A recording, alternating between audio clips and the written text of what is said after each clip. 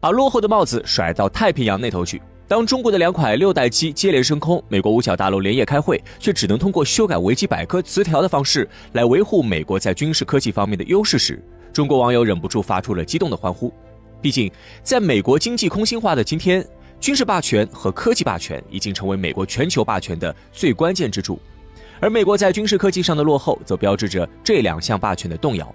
昔日美国全方位断崖式领先，铸就空前强大的全球霸权的场景还历历在目。怎么转眼之间，美国的霸权体系就变得摇摇欲坠了？在冷战以苏联的解体宣告终结，美国成为世界上唯一的超级大国，塑造起世界霸权体系时，所有人在面对美国的霸权压制力时，都有一种近乎绝望的无力。那时的美国通过遍布全球的海外军事基地，控制地缘战略要地，11个航母战斗群铸就的超强全球军事投送能力以及超强的军队战斗力。在冷战期间，美国的军队一直是按照同时打赢2场战争的规格建设。随着美国最大的对手苏联解体，美国的军事能力一时间无人能够匹敌。当号称世界第3军事强国的伊拉克不信邪，挑战美国威严，却被美军以极为轻松的姿态摧枯拉朽的击败的画面通过卫星电视向全球直播，美国的军事神话随之深入了每一个观众的脑海。在这种武力威慑的背书下，美元霸权得以更加顺畅的运转。当全球贸易主要由美元结算时，华尔街的金融资本便获得了撬动世界的杠杆。美联储的利率调整能引发新兴市场的资本潮汐。SWIFT 系统成为制裁异己的隐形武器。世界贸易组织框架下的规则体系，则让美国跨国公司能够轻易凭借技术专利与品牌溢价，持续收割发展中国家辛勤劳动的成果。这种收割的根基源自美国的科技霸权。伴随着苏联的解体，美国大量军工科技转向民用领域，在引领了第4次科技革命的同时，攫取了大量超额利润。为保持自身技术优势，美国构建起了一系列专利壁垒、准入限制，试图以此压制竞争对手，令美国始终保持对追赶者的代际优势。如此精密而完善的霸权体系看起来几乎无懈可击，美国学者福山就对此深信不疑，得意洋洋地提出历史终结论，高调炫耀美国是人类文明发展的终点。尽管福山的论证过程漏洞百出，但在当时的社会历史环境下，这一论断依旧能够收获众多拥趸。无数来自不同国家的知识分子都对美国的意识形态先进性深信不疑，自发配合美国的全球扩张。他们将所谓的人权高于主权理念奉为圭臬，方便了美国在全球大搞颜色革命，推翻一个又一个国家政权。这种全方位霸权在世纪之交时达到了顶峰，却在新世纪开始后以超出所有人预料的速度迅速衰落。短短20多年，美国那让全世界仰望的永恒霸权就已经面临全面崩塌。当美国军队用了20年时间，花了2.3万亿美元，让阿富汗政权从塔利班到塔利班，美国的军事神话也随之被撕碎，只能凭借庞大体量维持一点余威。没有了绝对压制水平的军事实力威慑，不甘心被美元收割的国家纷纷蠢蠢欲动，一点点地减少了美元在本国对外贸易结算中所占的份额。可早在金融化浪潮中产业空心化的美国，已经无法依靠自身的经济实力阻止去美元化的大潮，只能试图动用国际影响力施压。但就在这紧要关头，美国为了国内的经济困境，开启美元潮汐，试图收割世界，让无数国家濒临破产，最后还是在中国的帮助下才得以幸免于难。这样的操作反倒让世界其他国家坚定了去美元化的决心。与此同时，收割失败导致美国国内问题难以缓解，为推卸责任，两党疯狂地互相指责，美国社会随之严重撕裂。当这一切都被互联网传向世界，美国的灯塔形象随之崩塌，建立在灯塔形象基础上的意识形态霸权也备受质疑。到了这个份上，美国的科技霸权已经成为了美国霸权体系的最后的坚固环节，也一度被视为是不可能被攻破的壁垒。然而，当美国为打压中国对中国发起贸易战、科技战，结果却换来了中国35个卡脖子项目中33项被突破。美国在2008年为巩固军事霸权提出的空中优势战斗机，至今仍停留在纸面上，反倒是中国的6代机已经率先起飞。美国霸权最后之柱也显得不是那么坚固了。曾经让人可望而不可及的美国霸权，怎么这么快就堕落到了崩溃的边缘？关于这个问题，或许可以从美国的教育体系变革当中找到答案。在冷战时期，由于美苏之间的全面竞争需求，美国对基础教育是相当重视的。尤其是1957年，苏联成功发射了世界上第一颗人造卫星，被美国给予厚望的先锋号却在点火后2秒坠毁。在太空竞赛中输给苏联这样一个40年前还是农业国的国家带来的耻辱和苏联社会主义意识形态带来的威胁，让美国人寝食难安。美国人经过梳理，一致将矛头指向了美国的基础教育，认为美国被苏联以如此惊人的速度超越，很大程度上是因为苏联的学校高度重视理科教育，向国家输送了大量优秀的工程师。美国的公立教育却烂透了，许多学校中甚至在宣扬反智主义。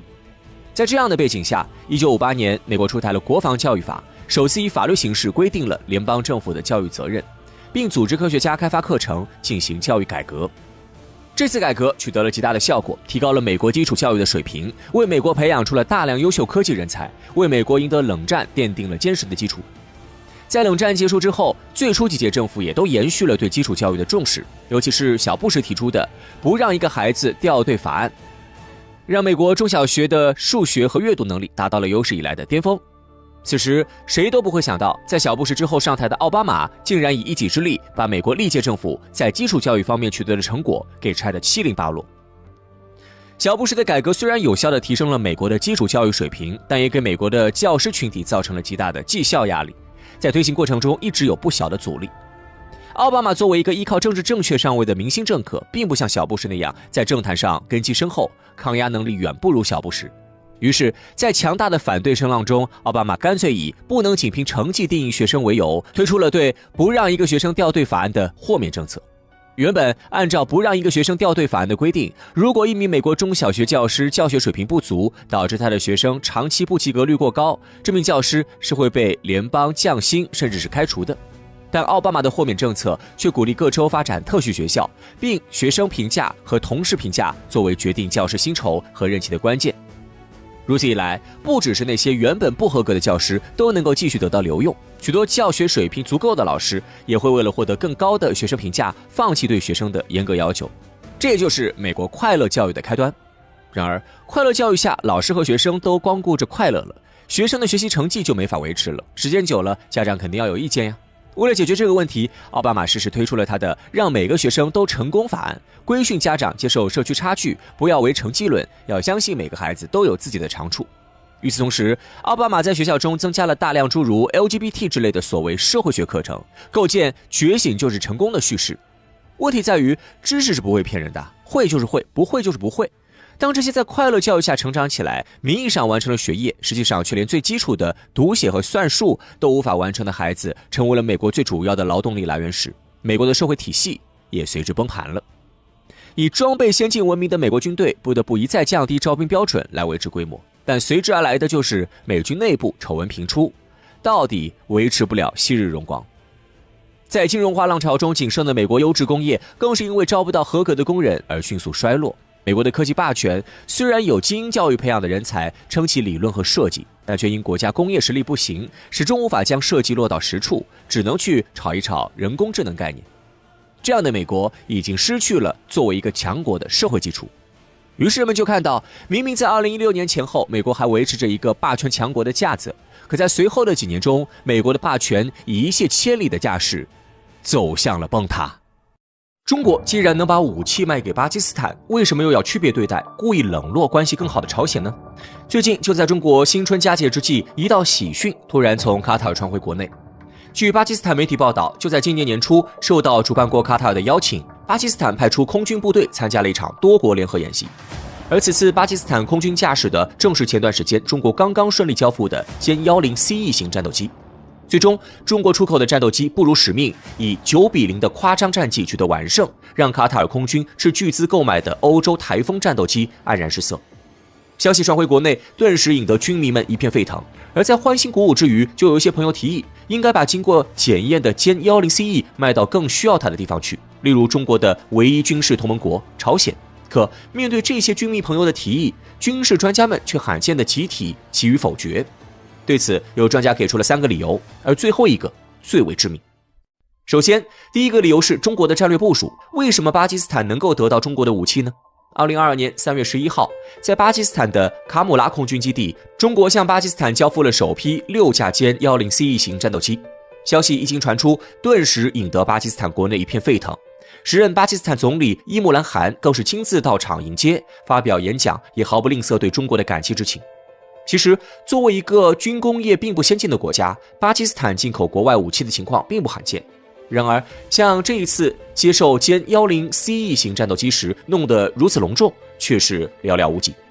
那么，这到底是为什么呢？实际上，这一切都还要谈到另外的一个国家，那就是印度。原来，就在这场交机仪式举行的前2天，刚刚发生了震惊世界的39事件。印度一枚波拉莫斯巡航导弹不慎落入了巴基斯坦境内。虽然这起事件并没有造成人员伤亡，但还是让巴基斯坦全国上下感到愤怒不已。所以在接收中国战机的现场，巴基斯坦总理伊姆兰汗才会特意强调，虽然巴基斯坦人民热爱和平，但如果有人敢对巴基斯坦有其他心思，那么我们也不会畏惧，一定会坚决反击。冰冻3尺非一日之寒，事实上，就算没有这起误炸事件的发生，巴基斯坦与印度的关系也好不到哪里去，甚至可以说，两个国家之间的相互仇视早已是全世界默认的事实。但如果单单从两国的国力来看，印度几乎能够实现碾压巴基斯坦的局面。所以在多次的印巴冲突当中，印度基本都能够成为赢家，甚至在1965年的时候险些将巴基斯坦亡国。而之所以印度最后没能得逞，很大程度上就是因为中国的出手助援。实际上，虽然印度和巴基斯坦都是中国的邻国，但比起巴基斯坦，印度绝对称得上是一个恶邻。不仅毫不掩饰自己向外扩张的野心，直到今天还计划对中国的藏南图谋不轨，而且还总是使坏，在国际上给中国各种下绊子，希望着能把中国拉下水。在这样的情况之下，巴基斯坦对中国来说就极为重要。2015年，一位名叫张志坤的专家发表文章称，巴基斯坦事实上是抗衡印度的主力，有这个主力摆在那里，中国面向南亚大陆的战略就游刃有余。既如此，中国帮助巴基斯坦也是顺理成章的。那么问题来了，如果要讨论战略，中朝之间的关系显然比时不时还想亲近美国的巴基斯坦更铁。在这样的情况下，中国怎么能厚此薄彼呢？事实上，如果要回答这个问题，那么就必须仔细比较巴基斯坦与朝鲜两个国家的不同。这也是第二个原因的所在，那就是朝鲜的未知性实在太大。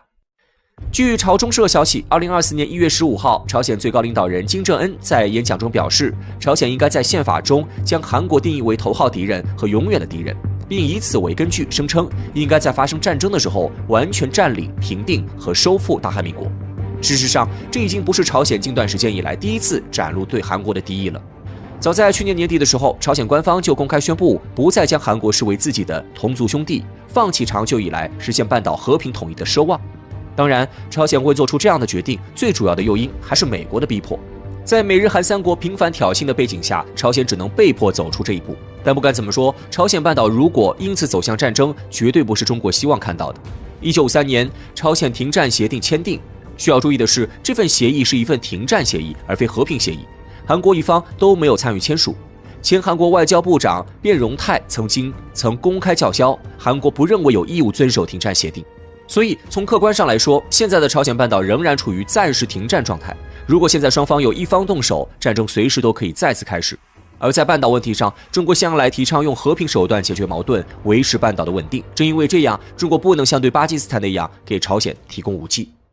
其实说了这么多，可能我们大多数人都遗忘了一件事情，那就是我们一直在讨论中国为什么不出售给朝鲜军事装备，却忽略了朝鲜到底会不会要。而如果熟悉现在朝鲜的情况，就算中国想将一些先进的装备卖给朝鲜，朝鲜也大概率会拒绝，除非中国白送。为什么呢？因为现在的朝鲜是真的穷。实际上，现在中国的歼10CE型战斗机在国际舞台上大放异彩，朝鲜说不眼红，那肯定是假的。毕竟，现在朝鲜绝大多数的战斗机仍为苏联时期进口的苏25和苏7这些第一代、第二代战斗机。然而，韩国军队在美国的武装之下，已经普遍装备第三代战斗机。于此背景之下，本来就担心遭到侵略的朝鲜，显然会非常希望进口一些新的战斗机来提升自己的空军力量。不过，在许多军事专家看来，朝鲜就算要进口中国战机，大概率也不会选择歼10CE，而会选择中国空军退役的歼10A。是因为歼10A更强吗？答案显然是否定的。其实朝鲜这么做的理由很简单，就是因为歼10A更便宜。目前虽然中国并未公布歼10CE的具体出售价格，但根据一些军事专家的分析，其造价起码在5000万美元以上。而歼10A虽然同样没有明码标价，但通过此前巴基斯坦方面披露的消息，中国出售给巴基斯坦的枭龙 Block 3战机并不会超过4000万美元。因此类比之下，歼10A的价格大概率也会和枭龙 Block 3战机相差不大。购买歼10A对于朝鲜来说，显然压力会小很多。现如今，朝鲜的贫穷几乎已经成为了公开的秘密。在常年的先军政策影响下，尽管朝鲜在军事实力方面取得了十分显著的成绩，但国内经济实在有些不堪入目，与南边的韩国更是比都不能比。在这样的情况之下，让朝鲜政府再花费高额的价格购买中国武器装备，显然是不现实的。而俗话说得好，亲兄弟还得明算账，让中国免费把武器送给朝鲜，那也不符合常理。于是便出现了中国把武器装备卖给巴铁，也不卖给朝鲜的情况。